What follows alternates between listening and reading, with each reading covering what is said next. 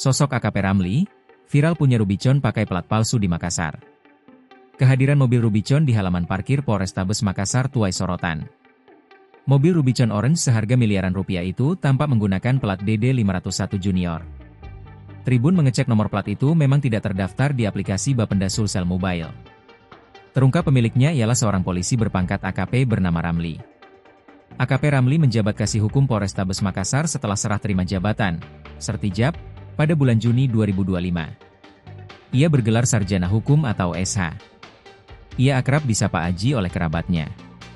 Sebagai Kasih Hukum, AKP Ramli bertanggung jawab langsung kepada Kapolrestabes Makassar. Ramli bertugas memberikan bantuan hukum kepada seluruh anggota Polrestabes Makassar terkait masalah dinas maupun pribadi. Ia menyiapkan dan mengkaji produk-produk hukum, peraturan, kebijakan, yang dikeluarkan Polrestabes agar sesuai dengan undang-undang dan aturan Polri. Mendampingi satuan kerja dan personel Polrestabes yang menghadapi proses hukum.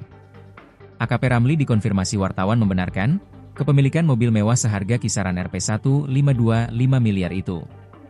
Kini AKP Ramli jadi sorotan setelah foto mobilnya beredar di sejumlah akun Instagram, termasuk Kulitin Tams. Mobil tersebut kepergok pakai plat palsu dan viral. Diketahui Bribka Mahir merupakan satu di antara polisi lalu lintas cukup terkenal di Makassar.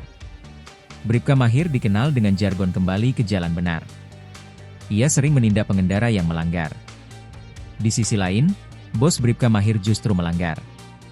AKP Ramli dikonfirmasi wartawan membenarkan, kepemilikan mobil mewah seharga kisaran Rp1,525 miliar itu. Ramli mengaku menggunakan plat gantung saat bepergian keluar daerah mengantar ibunya berobat. Ia mengaku lupa memasang kembali plat asli nomor itu saat berkantor di Polrestabes Makassar. Setelah ramai disorot di sosial media, Ramli mengaku sudah memasang plat asli pada mobilnya itu.